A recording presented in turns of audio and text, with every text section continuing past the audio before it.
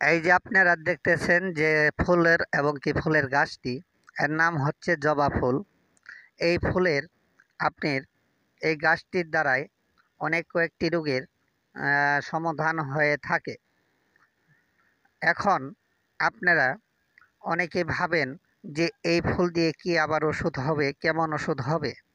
তাহলে চলেন আজকে এই গাছটির বিষয়, এই জবা ফুলের বিষয় কিছু জানা যাক এবং কি শোনা যাক।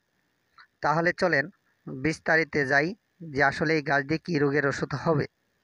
যেমন এই গাছটির দ্বারাই আপনাদের অনেকেরই ঋতুস্রাব ঋতুস্রাব অতিরিক্ত হওয়ার কারণে অনেক বড় সমস্যা হয়ে থাকে। এটা একটি কঠিন রোগ বলা হয়ে থাকে। যেমন আপনারা এই রোগ থেকে কীভাবে মুক্তি লাভ করিবেন এই গাছ দ্বারাই চলেন জানা যাক। এই গাছের ৫ থেকে ৭টি ফুল সংগ্রহ করিবেন। করার পর আপনারা গাওয়া ঘি সংগ্রহ করিবেন। সমপরিমাণ গাওয়া ঘি দ্বারাই গাছটাকে সুন্দর করে ফুলটিকে ভেজে নেবেন। নেওয়ার পর এটা যদি সেবন করেন ঋতুস্রাব একদম ভালো হয়ে যাবে। আপনারা যদি এভাবে যদি এটা করা সম্ভব না হয়, ওষুধ সেবন করা সম্ভব না হয়, তাহলে অন্য পদ্ধতিতে এই এই গাছ দ্বারাই এই রোগের ওষুধ তৈরি করা সম্ভব হয়। আর কীভাবে তা করিবেন, পঞ্চমুখী ফুলের 2টি ফোঁটা কলি নেবেন। নেওয়ার পর আপনারা এই কলি দুটিকে সুন্দর করে পিষিয়ে নেবেন এবং আপনারা এর সাথে ঢেকি বানা আধা পোয়া চাউল নেবেন।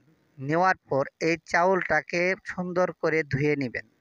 ধোয়ার পর এই চাউল ধোয়া পানির সাথে আপনারা এই ফুলটাকে মিশিয়ে নেবেন। নেওয়ার পর আপনারা এটি সেবন করিবেন। তাহলে আপনারা এই ঋতুস্রাব হইতে আরোগ্য লাভ করিবেন। আপনারা আরও এই গাছের অনেক গুণাগুণ বিষয় জানিতে পারিবেন। আপনারা যদি আপনারা আমার এই গাছের গুণাগুণ শোনার পর লাইক করবেন, কমেন্ট করবেন, শেয়ার করবেন। আমি পরবর্তীতে আপনাদের এই গাছ দ্বারাই আরও অনেকটি রোগের ভালো ভালো ওষুধ তৈরি হয়। আমি এগুলি আপনাদের সামনে পরবর্তীতে অবশ্যই নিয়ে আসব।